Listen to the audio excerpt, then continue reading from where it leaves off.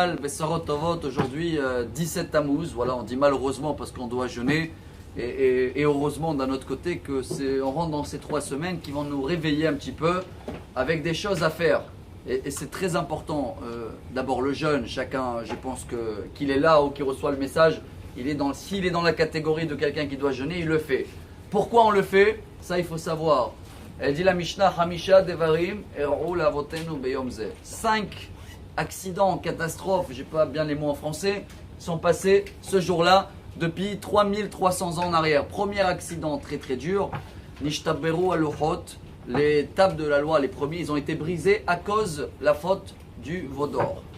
Deuxième catastrophe qu'il y a eu aujourd'hui, Boutal Atamid, le sacrifice régulier qu'il y avait tous les jours à Beth Amikdash, il a été annulé aujourd'hui. Troisième catastrophe, les murailles de Jérusalem, les murs qui entouraient la plus belle ville du monde, ils ont été brisés.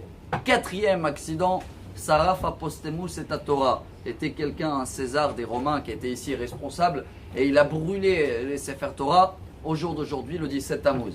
Dernier accident aussi qui s'est passé aujourd'hui qui est très dur, le roi Ménaché il avait mis un statut dans le temple.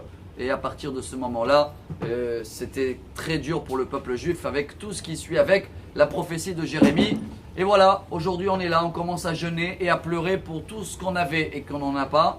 Et n'oubliez pas ce qu'a dit Jérémie, Irmiaou à Platon, on a dit hier en français, à Platon en hébreu. Je pleure pas sur des pierres et des bois, parce que grâce à ces pierres et des bois, le temple, nous on a été sauvés. Parce que Hachem il a brûlé eux et nous on est toujours là.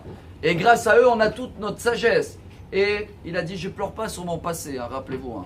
Je pleure parce qu'il nous manque quelque chose dans notre présent aujourd'hui pour avoir une vie parfaite avec une joie pas brisée. Chaque fois on doit briser notre joie. Pendant le mariage on brise un verre. Pendant Birkat Amazon on enlève les couteaux de la table pour se rappeler Chorban Bet Amikdash. Alors pour terminer chers amis, voilà le message du jour, que chacun de nous prend sur lui à partir d'aujourd'hui. On a parlé de ça hier, je veux le répéter parce que c'est le Harizal qui dit ça en premier, le Hari Akadosh, au nom du Hida Rabbi Yosef David Chaim Azoulay, au nom des Rishonim, très important, tous les jours. Pendant ces 3 semaines, à partir d'aujourd'hui, l'après-midi, entre midi et demi, midi 40, Hatzot, chacun y voit à quelle heure c'est Hatzot, demi-journée, il va prendre 3 minutes ou 4 minutes, s'assoit par terre, et il lit 2 psaumes de Tehillim, le 137 et le 79. Et après il termine avec Echa. Echa c'est ce qu'il a écrit Jérémie, le 5e chapitre. Ça s'appelle Tikkun Rachel. Ou certains connaissent ça comme une partie de Tikkun Hatzot, qu'il y en a des personnes qui le font toute l'année, tous les nuits à minuit et demi. Là c'est pas que la nuit, c'est même dans la journée. On prend chacun ces 3 minutes. On s'arrête, on s'assoit par terre. Aujourd'hui, vous avez ça même sur les téléphones, iPhone. Vous marquez Tikkun Rachel, vous l'avez. On s'assoit, on pleure un peu, on comprend ce qu'on avait, ce qu'on n'en a pas. On va souhaiter ce qu'on doit avoir, alors que chacun de nous prend sur lui à partir d'aujourd'hui. Nous aussi, dans la synagogue, on va le faire tous les jours avant Mincha. Donc, comme ça, Bezrat Hashem, on va pouvoir avoir cette prophétie. Kol hamitabel al Yerushalayim, zoche veroeh besimchata. Chacun qui souffre et qui comprend cette douleur, il va voir très très vite la joie de Jérusalem.